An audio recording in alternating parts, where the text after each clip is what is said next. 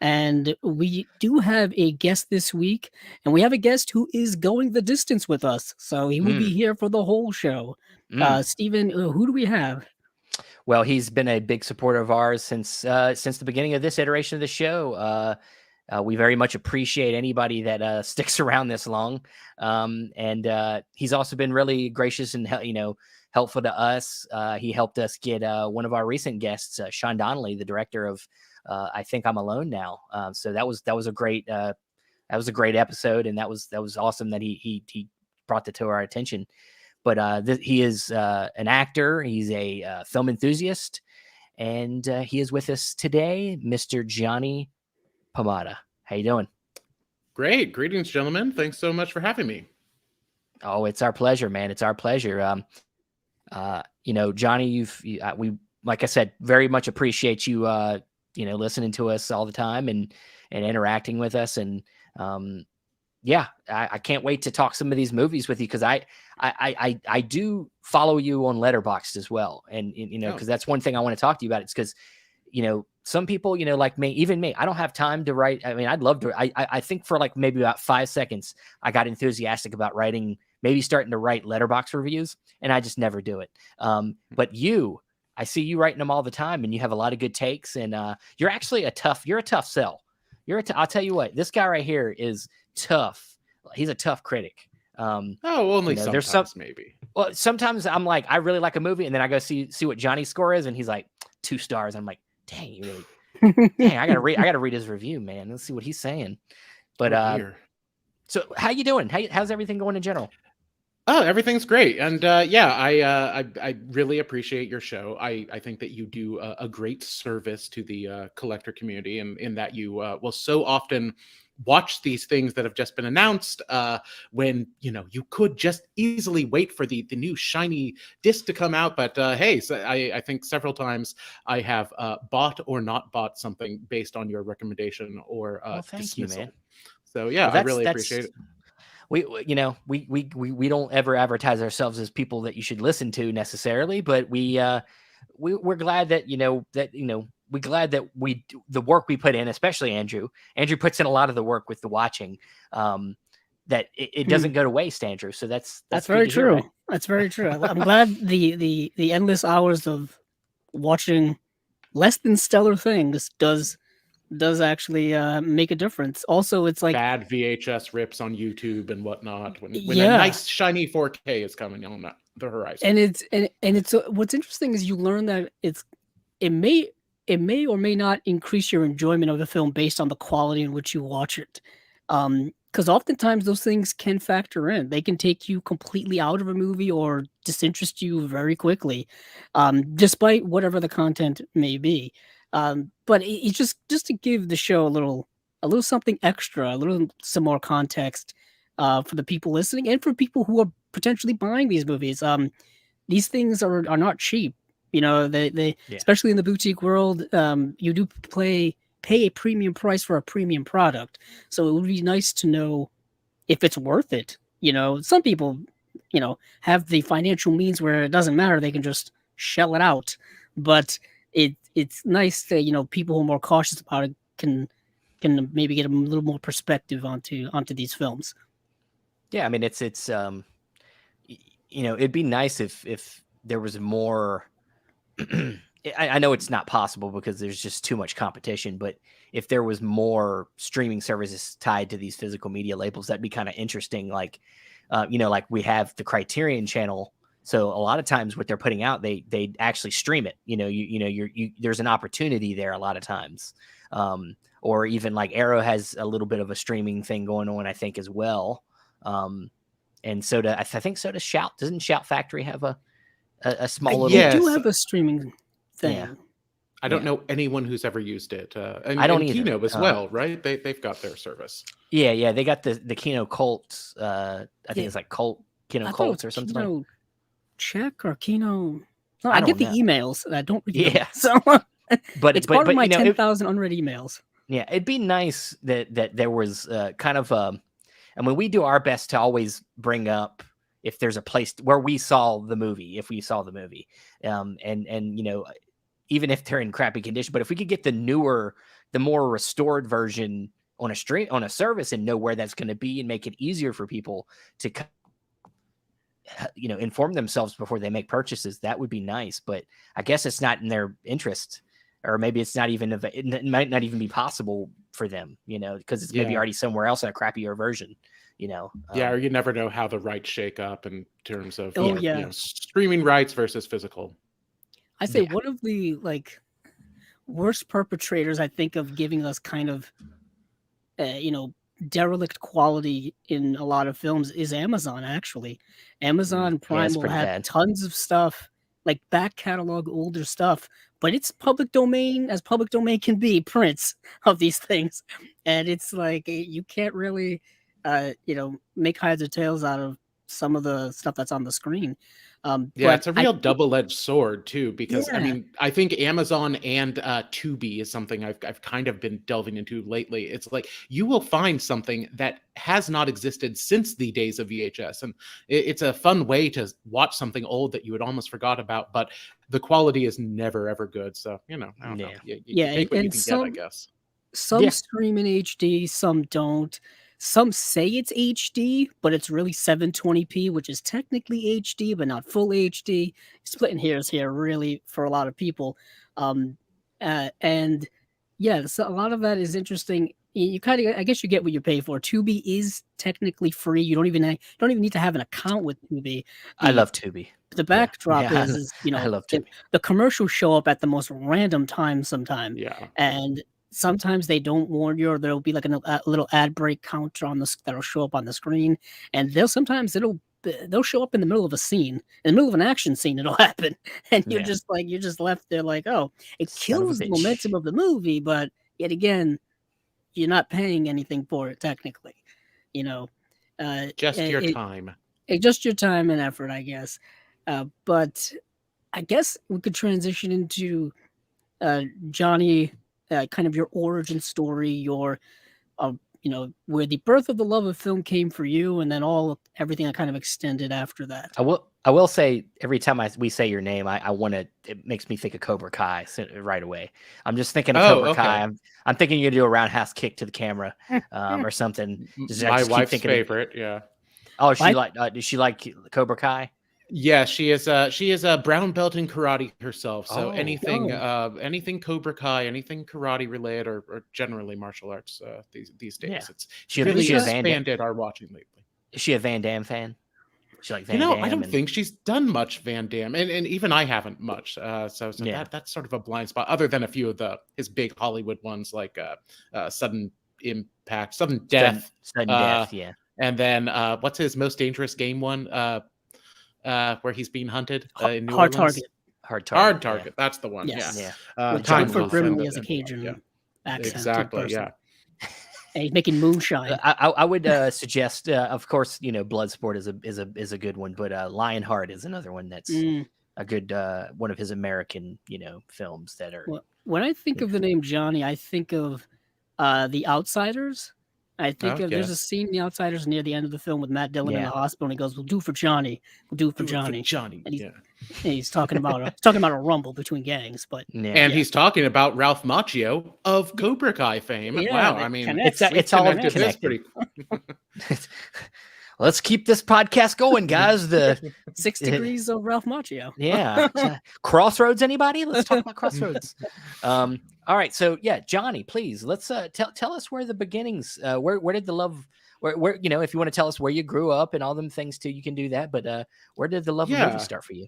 Well, I grew up in Northern California, and sort of a small town between Sacramento, Lake Tahoe area called Nevada City. And I do not, and I have a very strong memory, but I do not remember a time when movies were not an important part of my life, even if it was just those Disney clamshell boxes. But like I remember, my mom bringing Back to the Future home fresh from the video store and such. And, I was way too young to even comprehend what was happening in it. But hey, it all made an impression. It all layered over my brain. And I love films from an early age, weekly or bi-weekly trips to the video store and lots of rentals at a time. And I eventually, I always wanted to sort of collect and such, and you know, I'd like to have physical things even as a little kid, but it wasn't until like the advent of DVD when I really got into it. And I mean, the big discovery for me was the Criterion Collection, and I think Yeah. I was at LaGuardia Airport back when they had a movie store there for some reason, and I saw that they had the then DVD only. Brazil, the 3 disc, you Mm. know, get you that big box of the Criterion, and it was like my whole eyes were opened to this new world where it had 3 cuts of the film, and I was like, "What? There's other cuts? There's a happy ending version? This is bizarre." And we had never been a Laserdisc family, so it was when I discovered, you know, audio commentaries and deleted scenes, and I just thought like, "Oh, this is film school like that you can have in your living room. You can understand why a director cut something, why, you know, and have it preserved." And it really changed everything for me. And so I started collecting with Criterion Collection and really used that as like my film education. And it's why I discovered Bergman and Fellini and Kurosawa and so much more. And so I was off to the races with collecting Criterion, and then others snowballed over the years. Just, you know, when I think I'm out, they just pull me back in with some new label or something. If it wasn't for me discovering, if I'd have probably stuck with correct, just because I'm the same way. Honestly, my story of collecting kind of, I mean, other than mainstream stuff, when I discovered Criterion, that became a thing for me, and then I suddenly started discovering the other labels like Arrow. Was kind of the next big one, and if I would have just stayed with Criterion, I think I would probably have not. My room would be a lot less full right now. Mm. But then the Yeah. other labels Same. they just suck you in. And it's now it's out of hand. Yeah, So by the Yeah. time I'll say by the I time mean, I had gotten to other labels, I already had like hundreds of Criterions, and yeah, then by the time I got to the other labels, it was like, oh wait, there's so much more. You know what I mean? Like there's so much more not here. I think a lot of people came to it through Criterion. For me, Criterion has always been. I know a lot of people criticize it and all this kind of things and whatnot. These endless discussions we could have, but it's been the gateway for a lot of people into foreign cinema, into indie cinema, into all kind of different genres, all kind of different places, because they've been around for so long. You know, they kind of had the market cornered, I think, on a lot of these things for a long oh time, yeah. and then I think in the last really decade or so, it's opened up so much. And it's not that the other labels didn't exist. Like Kino's been around for a long time. Arrow was yeah, around for a Blue long time. Underground. Yeah, Mhm. and Yeah, then Blue if you Underground, talk about but Anchor Bay, Anchor Anchor Bay. Bay, like there were other indie labels that were around. Just I don't think a lot of like the more collectors know about them now than I think ever before. Mhm. And they're also Yeah. putting out a lot more than ever before, too. Yeah, that's the problem and the solution. I Criterion was my first love, and then I did have things like, you know, Scream Factory was like, oh, okay, I can have a little horror library, and then Kino Lorber, you know, would always have those great sales where it's like, oh, I can get this film for $4 and such. But it Yeah. wasn't until I now, like 4 or 5 or 6 years ago, my Blu-ray player just died out from overuse, I imagine. And I thought, well, now is the time, I guess. I gotta go all region. Let me get an all region player. It's like, you know, if I'm getting a new one anyway, I may as well, right?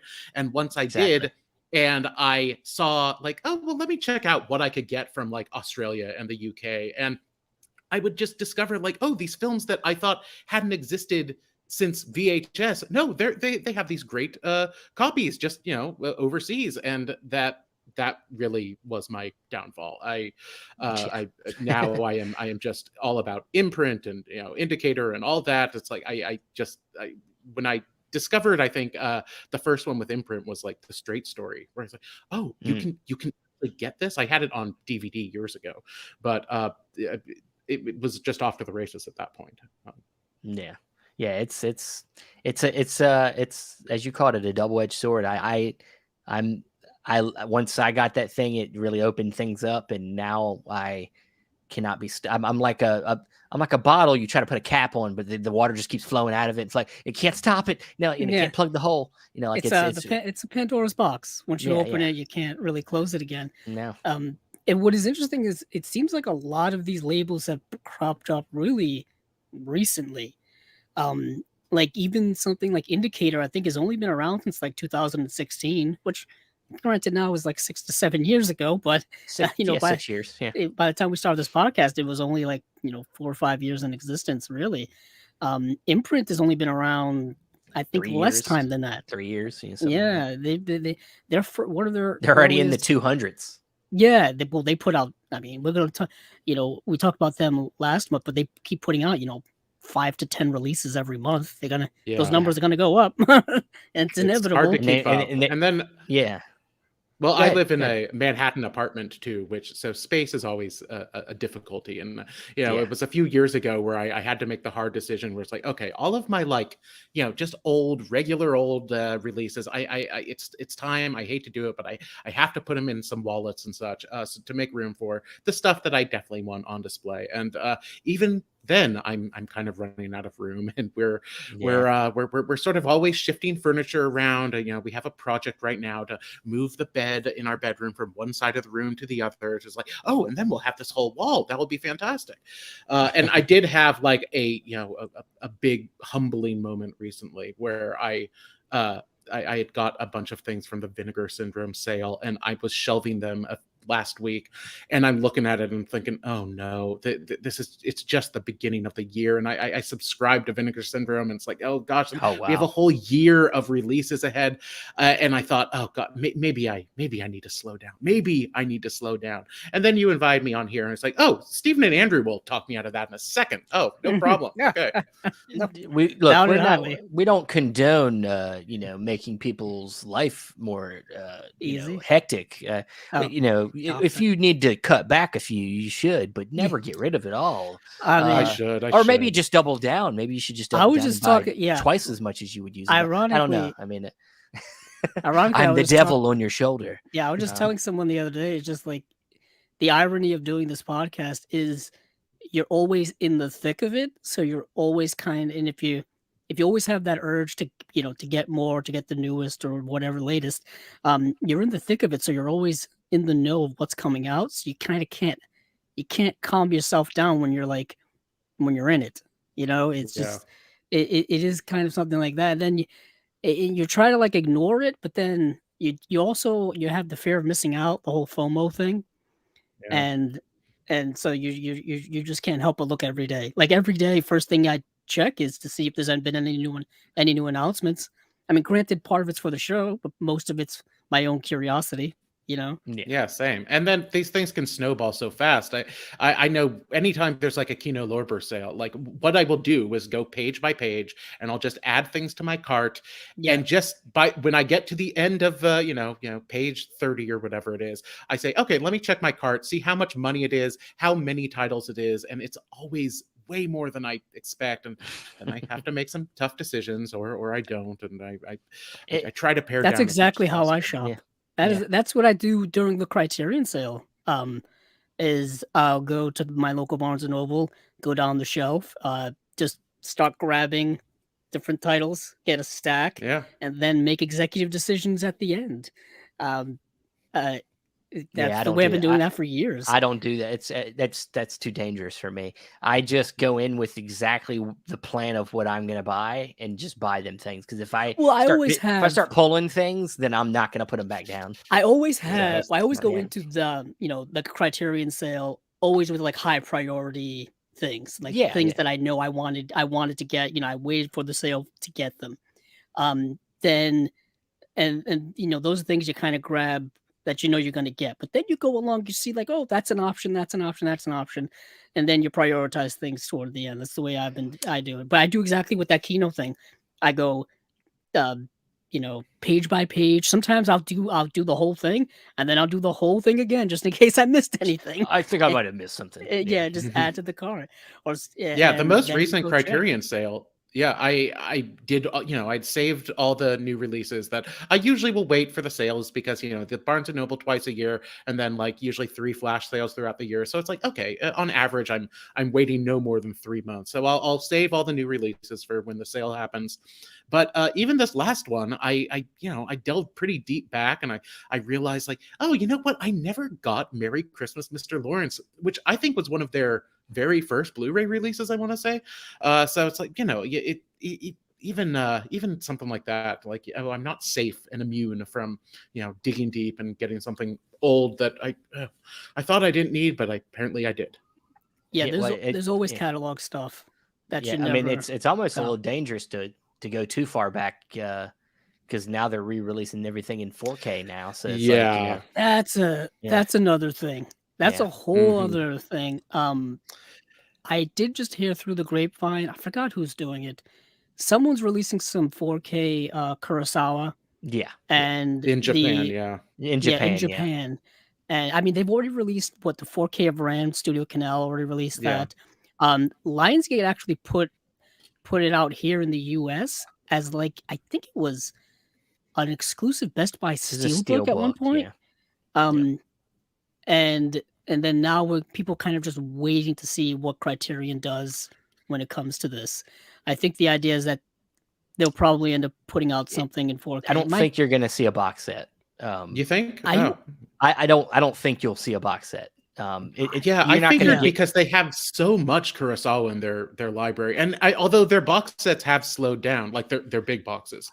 When Uh, they were in It, such quick yeah, succession with Bergman, Fellini, Varda, I thought, oh, this is the new normal for Criterion. We're just yeah. gonna get a big box, like a few big boxes a year, and that slowed down. But Kurosawa does seem to be, I kind of hope they don't, but and even like for Christmas this year, I got my wife Kagamusha on Yeah. Blu-ray that she wanted, and even as I bought it, I was like, I know what they're going to do. I know that this is going to be a Yeah. 4K before long, but okay, she wants it now. Well, the only reason I say no box set is because if you're going to get 4Ks, it's unlikely that you're going to get a box full of tons of movies with all 4Ks. That's just so Yeah, expensive. yeah, I think exactly. Yeah. that the economic wise, it's better for them to sell them separately, to probably get more money out of it, well, notice that way. what just happened. The Wong Kar-wai set they put out, and then they put out In the Mood for Love on 4K In separately. 4K by itself. Yeah. Yeah, they'll So do there's already a selective, like, precedent. There's already a precedent. yeah. And maybe that's I've more been pretty feasible for them. Yeah, I've been pretty selective with my 4K upgrades overall, and especially with some of these labels. Like, when Criterion put out A Hard Day's Night in 4K, it's like, okay, I'm going to own two of these. It's just inevitable. I have to. But then there's others where it's like, oh, didn't I just buy the Virgin Suicides last year? No, they're not Yeah, getting me. Yeah. It's not Yeah. happening. yeah, And it's then now happening. the same thing is happening with Scream Factory, Shout Factory. I'm not falling for it. If they come out with something new in 4K Yeah, that I don't have, then maybe. But there's, with a few exceptions, a lot of those movies I do not need to look yeah. absolutely pristine. In fact, I gotta say, sometimes I've they're Yeah. got a better if they few. I've got a few Yeah. right next to me. Like Double Indemnity was one don't. that I think was a must rebuy. Absolutely. Even Raging Bull, I think, was a must Yeah. rebuy. Yeah. Yeah. Yeah. But those Because were also first releases too. They those were weren't older double dips. Blu-rays. Those were older Blu-rays put out by other companies, really. So it's not even like a Yeah. re-release from them directly. It was a re-release from other companies. I think one was Universal, and I think Raging Bull may have even been like MGM. MGM. Yeah. Yeah. And those early MGM Blu-rays weren't that great to begin with. So Hmm. those were like must, upgrades and whatnot. And um, even like The Last Waltz was another one where it was a Yeah. release from another company early, like over a decade ago. Um, so they are picking and choosing, but it's also, I find it more fascinating to me about the ones they're not releasing and the ones that other companies are releasing of movies they had in their catalog. So it also makes Yeah. me lead to believe, like, what are they going to release? Like, is Seven Samurai going to get a 4K release from them, or is it going to get a 4K release from someone Kino. else, or both? Kino. Yeah. Yeah. You Because I know, mean, they already did 12 Angry Men, which is a pretty early Criterion. yeah, which You was a know. staple Criterion Blu-ray. Yeah. Really, I think it's in most people's collections at this point. Yeah.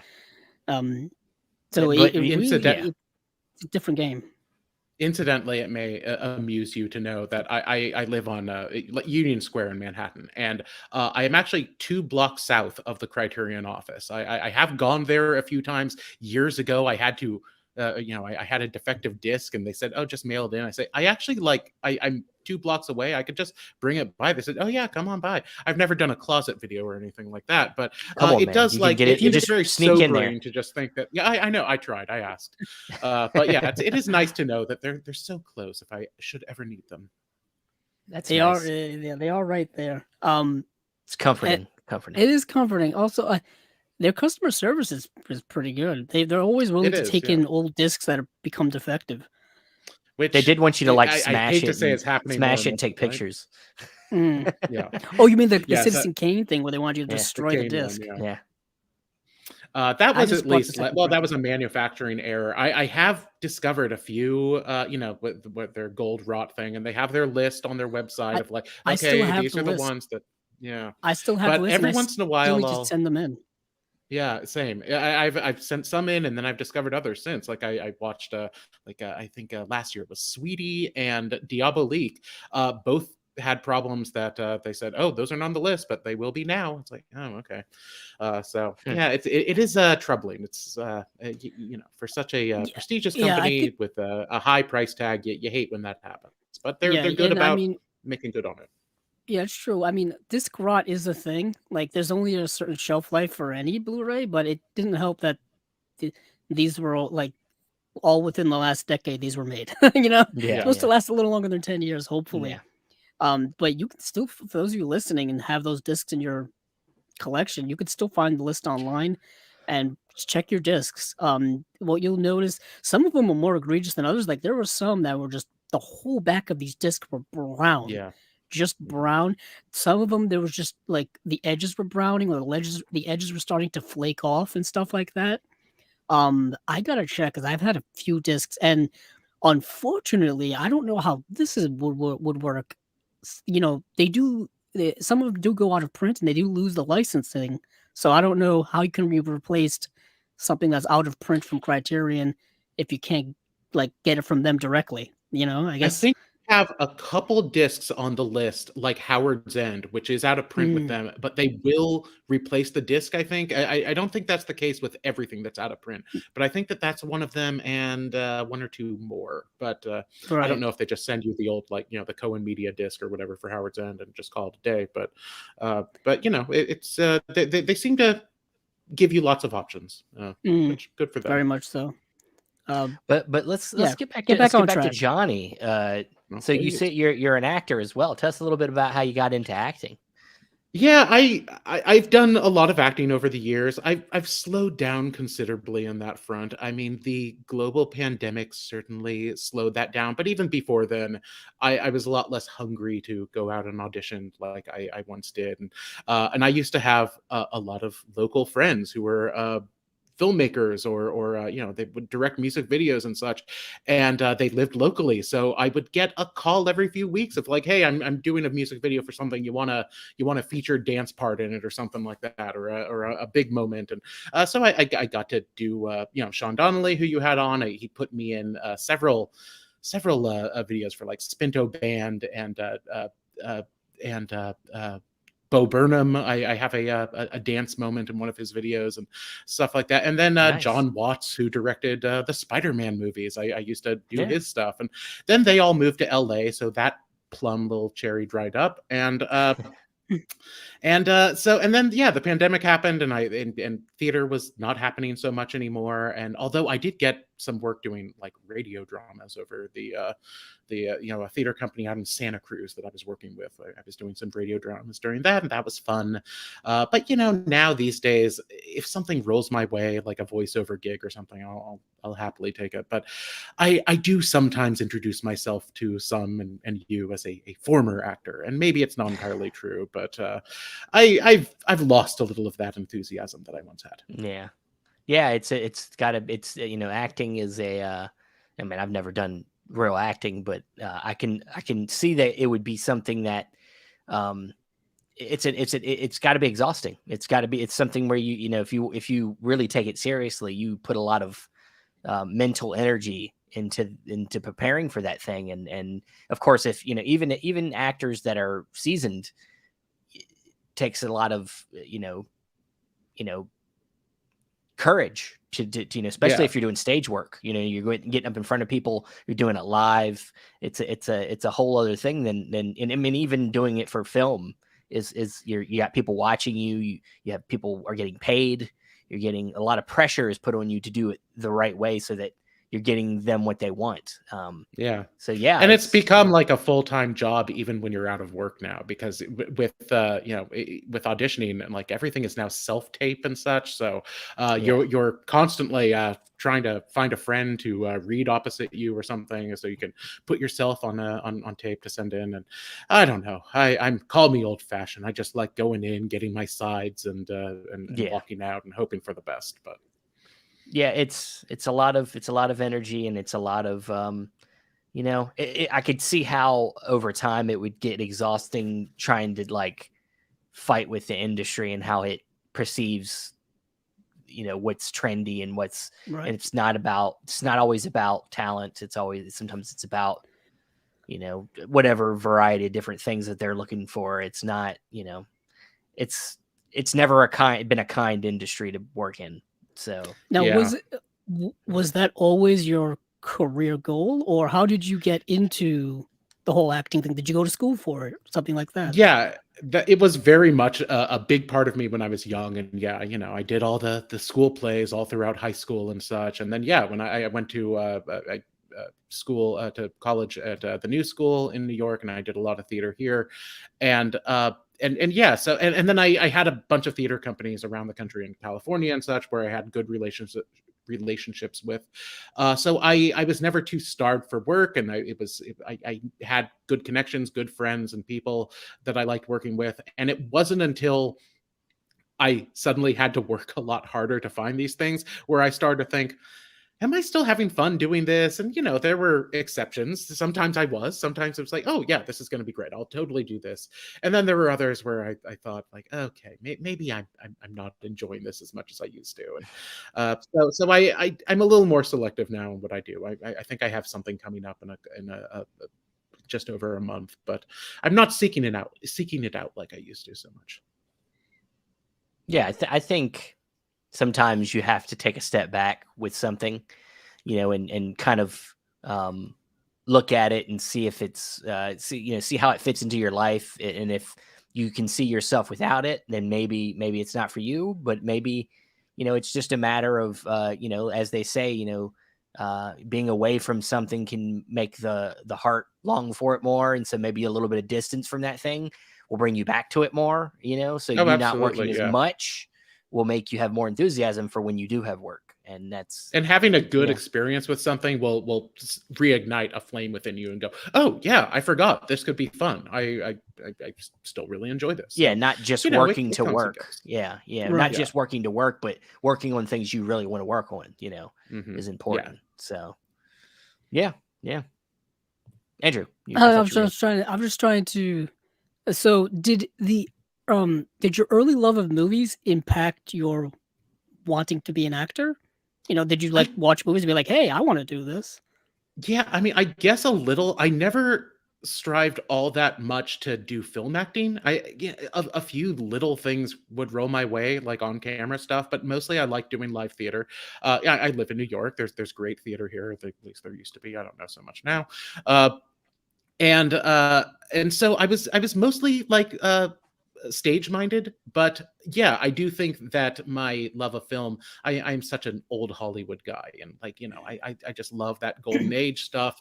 And so you would see but you can't take it with you or something, cappers, you can't take it with you. And then like when suddenly you get the chance to audition for it, it's like, oh gosh, I get to be grandpa or Mr. DePinner or something. It's like, oh gosh, you feel that connection a little. But yeah, I guess there's a bit of a disconnect between the two for me. Like it's certainly not the main reason, but I think that loving film led to my love of acting, but maybe not so much the sorts of roles I would you know go out for. I love I love a good classic musical, but I can't dance worth a damn. Let me tell you.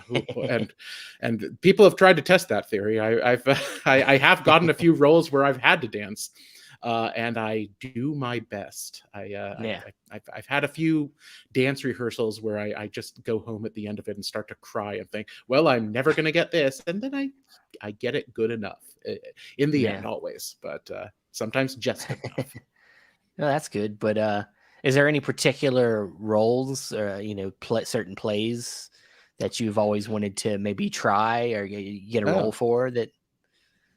Gee, I let's see. There are a few that probably are still on my list. Well, well, one I did, like I said, old Hollywood, Lubitsch, and all. Over the pandemic, I got to do a radio drama, like well, it wasn't even Zoom. We were in a studio and against green screen, but of the shop around the corner, one of my all-time Oh, favorites, and nice. I got to do a few roles in that, and that really was a bug biting moment where it's like, oh gosh, I forgot. I mean, I love this movie. I love these characters. And I ever since I've been thinking like, oh, I would really like to do this on stage. And I've been bugging my friend who put this production together. It's like, there is an adaptation, like a live stage one that we could do fully. But yeah, I'm not sure what's still like on my list of desirables. A few like weird things. I'm a big fan of this really rather obscure Kurt Vonnegut musical called "God Bless You, Mr. Rosewater" that I've always wanted to do, and it was written by Alan Menken and Howard Ashman right before they did Little Shop of Horrors. So it was kind of their Oh, okay. first big collaborative show, and this is their like lesser culty one, but I've always been a fan of it. I thought, oh, one of these days I'd like to play that, or like I always wanted to do like Zootolus and Funny Thing Happened on the Way to the Forum. Step into Zero Mostel's shoes for that. But I've had a few near misses with that one and a few others. But yeah, you don't know what else I'm looking forward to. Whatever it is, I'd have to find a theater company who is willing to do these things, which is sometimes harder. Yeah, I was gonna Everyone say, just wants to do movie adaptations of like Mrs. Doubtfire the musical. It's like, oh, okay, yeah, Spider-Man the musical. yeah. They tried that And already. Didn't go so well. yeah. I Did do not. notice. I was there on first or second performance. I was there the night that the actress got the concussion or something and Oh, had to wow. leave the Yeah. show. So yeah, that was quite the experience.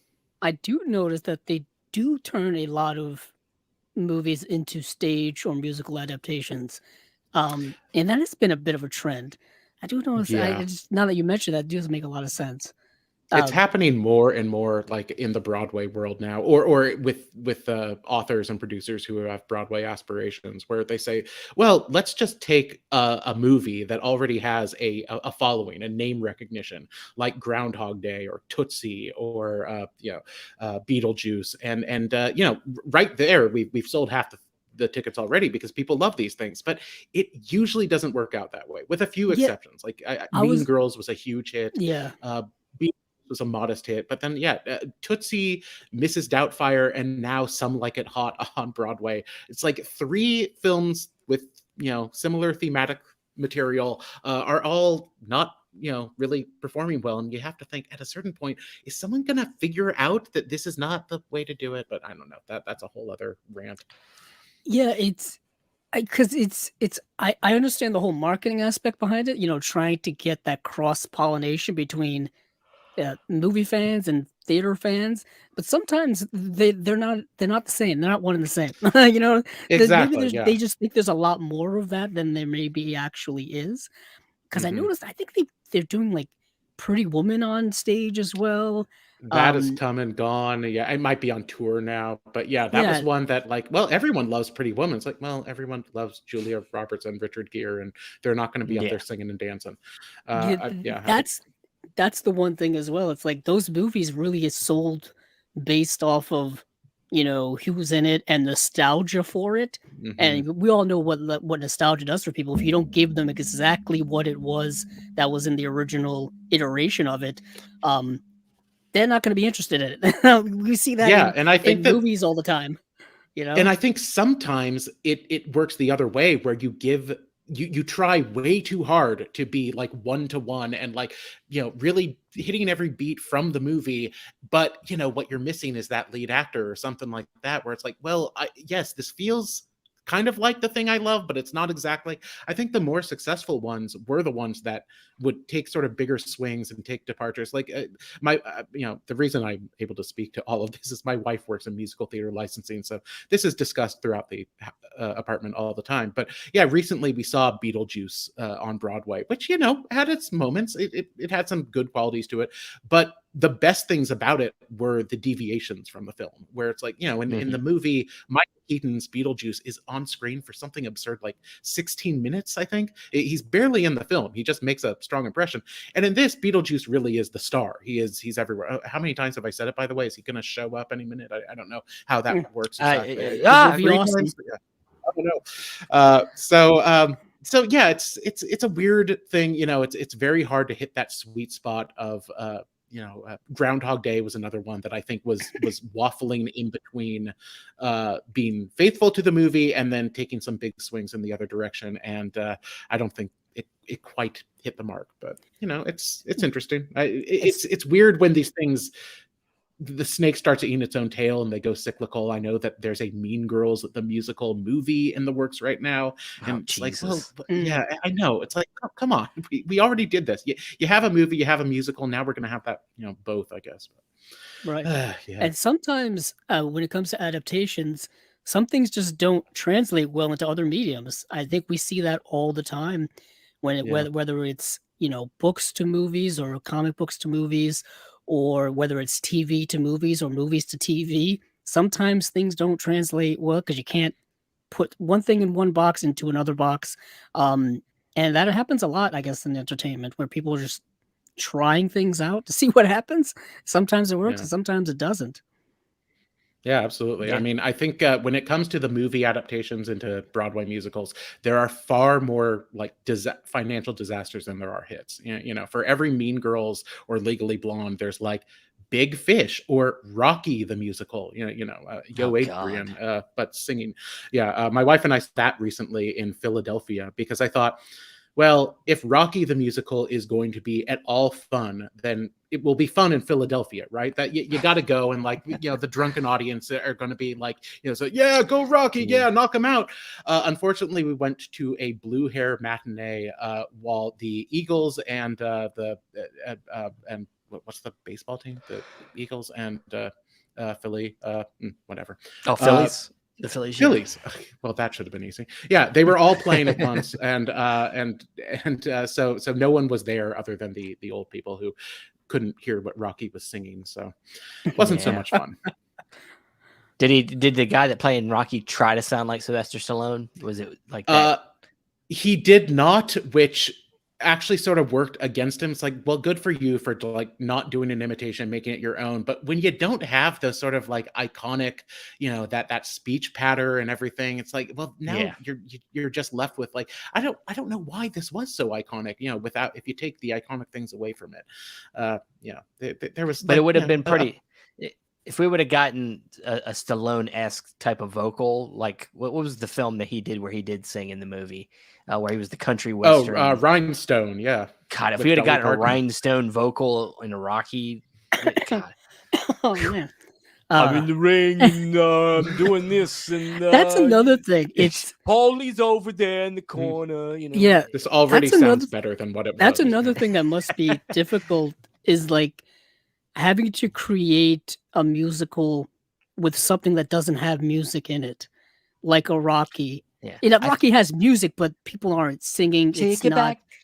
Yeah, it's got a great soundtrack. Yeah. Rocky the musical did take a break from the original songs to sing "Eye of the Tiger" right smack in the middle of it, because I guess the audience demanded it. And it's not even. So is the Rocky musical like amalgamation of all the Rocky movies, or just the first Rocky movie? No, it's just the first Rocky, which, like I said to my wife, which doesn't even have Eye of the Tiger in it, which is doesn't have Eye of the Tiger in it, but they threw it in anyway. But I said, the only way that this would work is if it were a parody, if you just made fun of it, and like right in the middle of the a scene like Paulie's robot wheels on stage, like, hey Paulie, I got you a robot. It's like, okay, now we're laughing at this thing, but this is great. It so straight face, seriously, that it's like, this isn't fun. This is not hitting the emotions that you get when you're watching the film.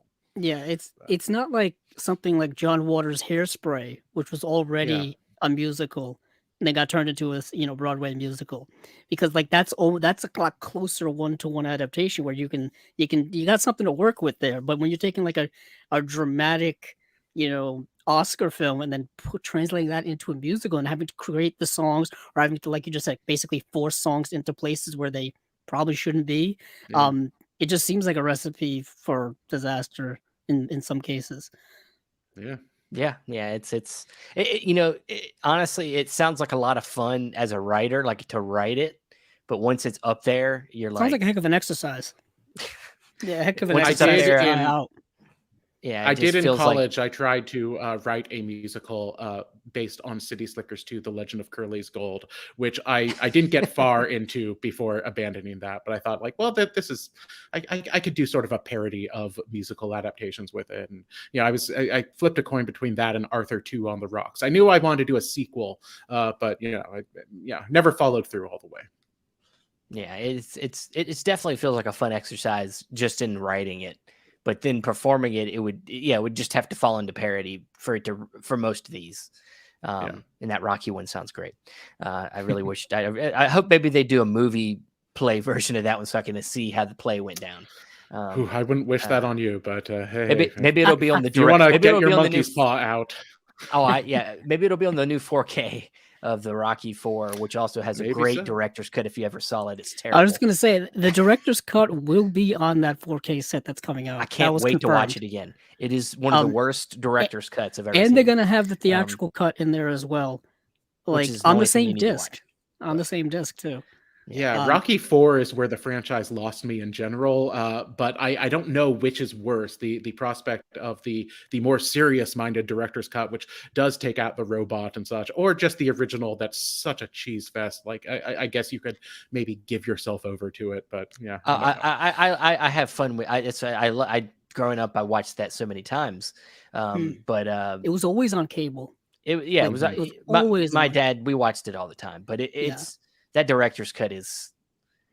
I went and saw it in theaters, and at first I started out to watch it. I started out really pissed off watching it, and then suddenly I gave myself over to it and was just laughing at all the unnecessary edits and take like changes and things. I'm like, what the hell? He just did this just to put it out again. Like these choices are terrible. Like, okay, yeah. So I also heard that he's working on director's cuts of Rocky Balboa and Rocky and Rocky 5. I didn't. And Rocky. Okay, 5. I didn't want to say it because I didn't know if it was true, and also because I don't want to think about the movie Rocky 5. That is, come on, man. But Rocky Balboa, I don't know why he would need a director's cut of that movie since he directed that movie. That movie's not good either. And it was pretty he also directed 4. Well, better than 4 and 5, I would say. Rocky Balboa. I remember that one being okay. But that already has the modern day. Like, I can understand he wanted to go back to Rocky 4 to kind of make it more serious, to kind of fit with the rest of the franchise, fit with the Creed films a bit. But the thing is, Rocky Balboa already has that modern day seriousness where it fits with, the newer films or the Creed films and stuff. I don't know why we would need more. I don't know in that movie. What he's going to change. I don't know what he's going to change. I mean, maybe he's going to take all that stupid ESPN video game bullshit out, all that kind of like modern kind of. Yes, that was one of the main things about that one is that's less of like, but that's like a whole. That's like the way they shot it though. I don't even know how they could change that because it's like that's like in camera. Update the CGI. We shot this. Are they going to CGI over all of that to take away that aesthetic? Maybe they'll reshoot the workout scenes because they were terrible. I don't know. It's all terrible. I don't know if they. What are you going to use a stand-in body double for Stallone? But the 5th movie was John G. Alverson came back. Yes, he did. So I don't know what he's going to do. Yeah, I don't know if what Sylvester he'll do with really that. wanted to change any of the Rocky movies, he should go back to the first Creed movie and have Rocky die. And if he had, he would have an Oscar right now, right? I mean, he would. That was the real problem. That would have been the exclamation point. That would have been the. That's Oscar checklist 101. A loved character passing away, or a character that becomes beloved passing away, physical changes, all this kind of stuff. He Yeah, almost but got he it. had cancer, but it's like, oh, I got better. I feel great. I'm back I for the fought the sequel. It's like, cancer and I no, got the kid. yeah, Yeah. Yeah. you can Yeah, he have the would've sequel or Oscar. You can't have both, Sylvester. Well, he very wants it true. all, man. He wants it all. But now he's moved on, I think, Yeah, finally, now he's maybe. doing the Tulsa Kind King. of. Kind of. He's still crying about saying he didn't get enough money from Rocky. So That's a um, whole other that's thing. yeah, He let's doesn't. not go down that. Yeah, Let's I not would go, say that's a whole other podcast. There's got to be a Rocky podcast, I we've assume, already out there done that on somewhere. Cinema Discovery We Project. did do that. That was a 4-hour show. That Yeah, was that thing it was was too long. But all right, well, Johnny, unless there's anything else you would like to promote about yourself, before we do move on to Blu-ray announcements, I do want to talk about your writing on. I would say Johnny is he's a hard sell. I think he's which is not a bad thing. I'm not giving him shit, but he has a lot of tough takes on films, and just talk Oh, about really? like Was there one in I think you particular do. that really? I think you're tough on some movies, and I'm not saying that's a bad thing. I'm just saying like I'm not saying you're hard to please, but I think you're not easy to please. That may be. I think with some of the newer stuff, I have yeah, largely I don't go to the movies nearly as much as I used to, or at least newer things. Like if I go to the movies now, I'll go to Film Forum downtown where they just did a Preston Sturges festival and I saw yeah. everything there. And it's like, oh, when am I going to get the chance to see Miracle at Morgan's Creek on the big screen again? Like, so I really took advantage of that. And yeah, I appreciate you reading my letterbox. That was another sort of pandemic project where I always kept like a film diary of like everything I watched, but that was a time when I had a lot of free time on my hands, and I thought, I'm going to start writing like full reviews for everything I see, and that way it offered me a chance to watch films with a slightly more, not even critical eye, but just I wouldn't have it as background noise. It would give me a chance to really think about things in ways that maybe before it would just be you were a setting casual watch. you having that goal to write reviews set yourself up to look at the movies in a different way because you had a goal to do afterwards. A goal, Yeah, and including to films write that I've yeah. seen many, many times before. And I think, well, let me watch this now and write about it from the perspective of, oh, I grew up with this film and what have I seen about it now that is different from what I saw about it then? And so it's just a fun little exercise that I do for my own amusement, but I do really enjoy it now. And it's something that I keep going. And yeah, I appreciate you reading. No, that you Oh, should. yeah. Yeah, I keep mean, doing it, man. It's good. It's good stuff.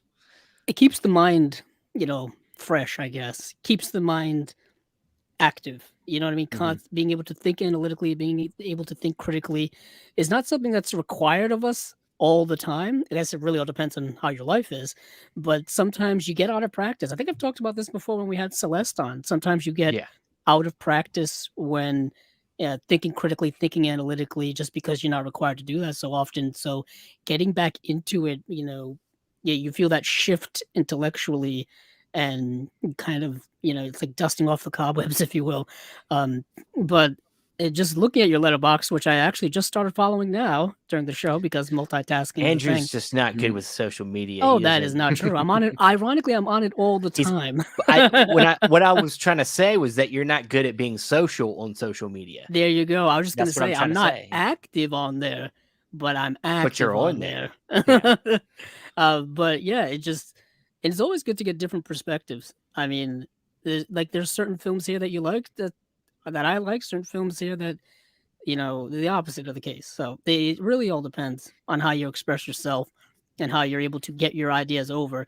Some people are better at that than others. I mean, we all know online Discord isn't always the best when it comes to that. I'm always gonna give an extra eye to somebody that is writing paragraphs of things. Johnny's writing some paragraphs, so he's putting some thought in there. He's not just writing a blurb of like a couple sentences. He's putting some time in there. So that's. I have to really hate something to dismiss something in a sentence or two, which does happen on occasion. I'll say you did write an entire essay on Damien Chazelle's Babylon. Very detailed. Yes. Well, that one too, That's a I had a lot of divisive time to film. yeah. Oh, it was. And I had a lot of time to think about that because I'm friends with a film critic locally, and he took me to an early screening of that, maybe like 6 weeks before it came out. But it was embargoed. I couldn't write about it or talk about it. So I wrote a thing, I wrote a review, and I just kept adding to it over the weeks as I thought more and more about it. It's like I have so much to say about this. And when the embargo dropped, I had a Just let pretty it all epic out. which hey, I did not love that movie, but I do kind of love that there are people who love it. I think it's kind of cool that that movie did speak to a certain specific, maybe generational thing, maybe not even that, but it's certainly a conversation starter, that one. And especially That's for the thing someone about like me who loves old Hollywood and silent film, I was intrigued by it, but it didn't quite I, work for me. I'm starting to think Chazelle is becoming more and more with his last couple films very divisive. Because at first I thought he was going to be like the new kind of director darling of Hollywood, where Hmm. his first couple films were like really popular, and then now his last couple have been very kind of up in the air. Some people like it, like hit, La La Land, of course, was a big deal, and of course Whiplash was like an indie hit, and then he did The First Man, which Hmm. kind Yeah. of I think critics liked it, but it didn't come across to the wide audience very well. Yeah, it And was an then okay, like serviceable biopic, yeah, and then I think his problem with Babylon, for whether you love or hate the movie, is that it's kind of a genre that is dying out. This like this expensive adult drama. Hmm. Now it's pretty rare that you get an R-rated movie period that is designed to be a hit, yeah. and yeah, you put it out at 3 hours long, and I just think that there's a lot of people who don't go to the movies anymore for something like that. So even with your big stars in it, I think it was bound to fail. And Uh, and if the movie had been better, it would have been more tragic. But now it's like, oh, he made a movie that some people love, some people don't. That I think actually is contributing to killing an entire film genre. But I don't An know. Maybe expensive they'll try film, an again. expensive film too. I mean, I Yeah. think that's more of the business aspect of movie going and all that kind of stuff. It was I think a lot of the rhetoric around it when it came out was just how bad it performed at the box office, Yeah. and like that was all the articles I kept seeing over and over again. Not really talking about the quality of the movie, just talking about its like lack of audience interest. And it's a niche film. It's a niche subject that it's going into, and it's like you just said, it's a nichely presented film. 3 hour long drama, satire, some comedy in you, there. It's yeah. about an era of the movie world that perhaps a lot of people aren't interested in, and if they are interested in, there isn't a large audience for It, it. I yeah, mean, it kind I'm interested in it, but I'm one of millions out there. You know, the thing you there's a lot bring of up, things go into it.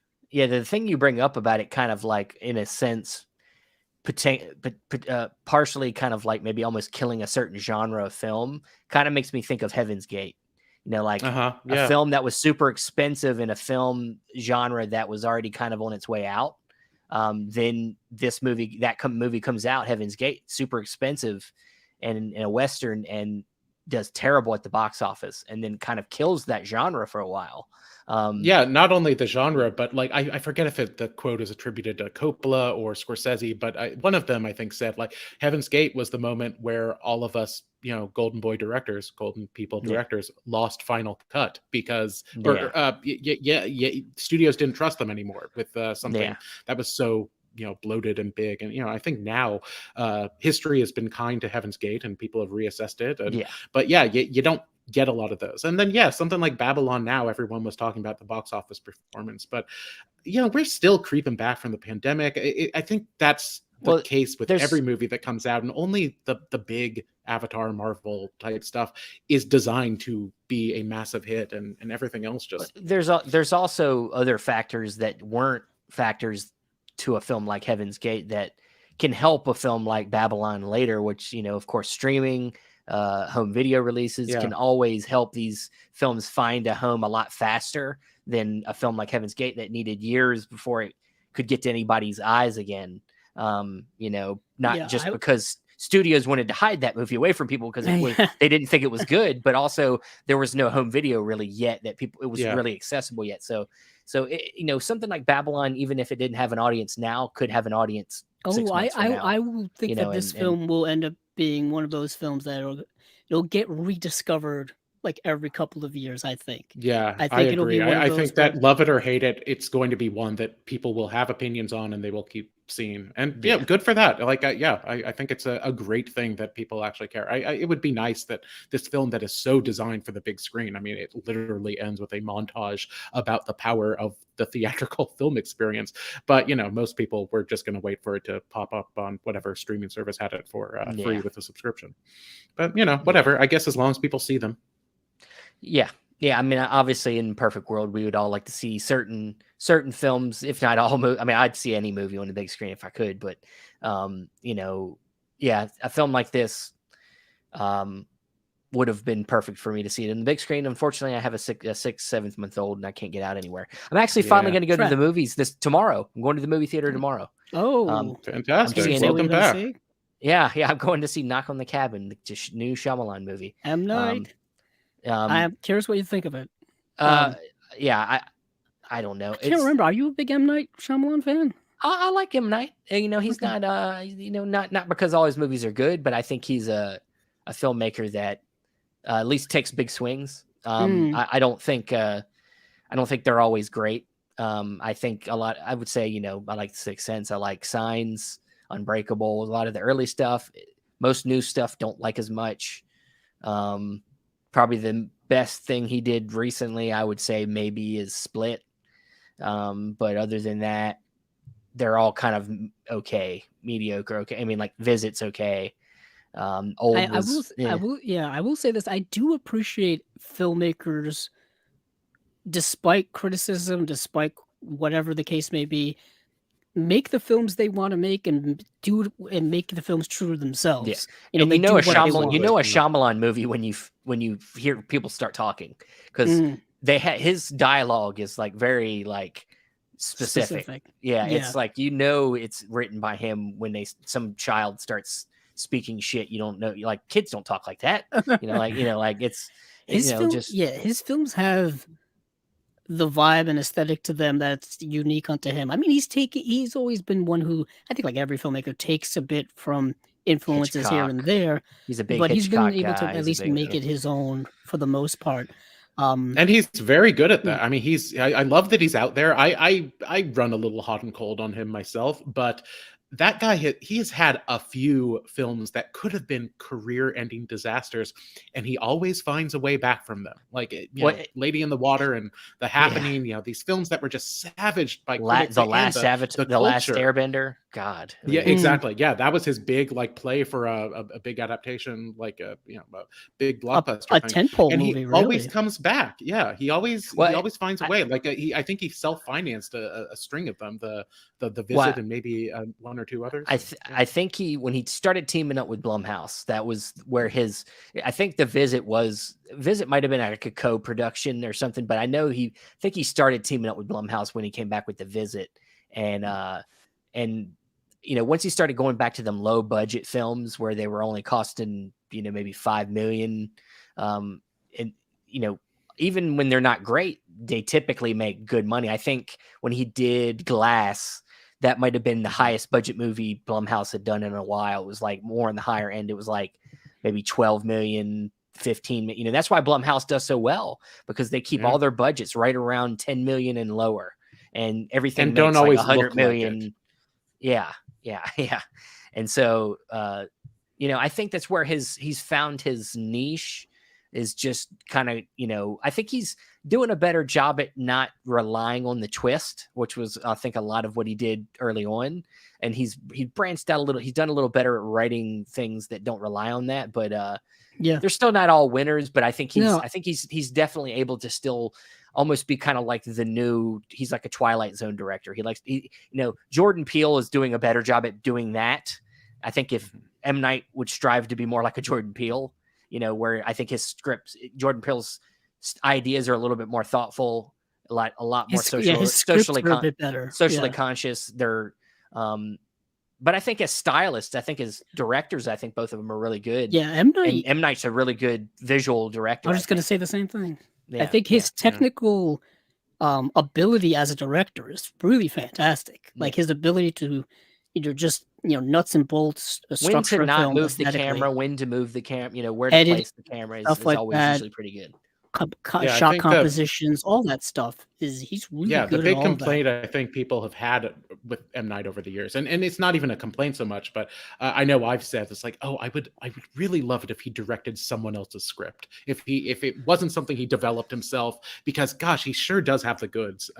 Even some of his bad films, like films I don't love, like Lady in the Water or The Village, and honestly, I don't even hate those, but they look so good, and sometimes it's just the script where they fall apart. But Yeah, what's funny is I know the new movie, which is kind of I think a mixed bag I'm hearing, but it was I think initially written by other people, and then he came in and of course did his own spin on it yeah. afterwards.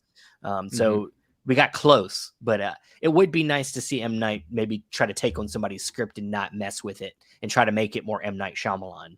Yeah. And yeah, it would be nice to see him do that one day. But maybe he's just he's one of them directors that's I would say is an auteur and just wants his vision to kind of fully be there, and part of that is the script.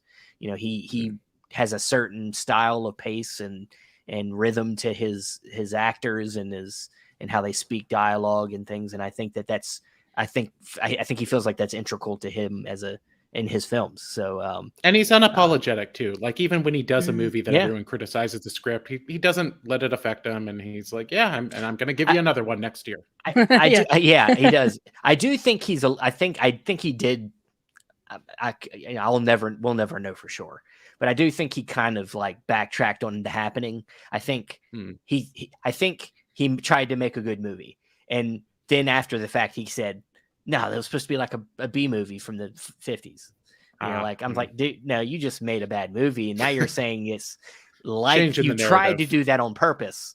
It just Little was a course bad movie. correction. Yeah, you just unintentionally made a 1950s B movie. But honestly, I go back to The Happening. I think it's fun now. I kind of watch it like that now, in with that in mind. Even if it was unintentional, it's still it's not good, but it's still kind of fun to watch. Yeah, I Um, think most his films are always at least interesting, at even if least they don't watchable. work. Yeah, Yeah. yeah. Even they're always watchable. When you can watch Mark Wahlberg talk to an indoor plant, that's the entertainment there. I But mean, maybe the plant's more interesting between the two. I want to see an extended scene with that. But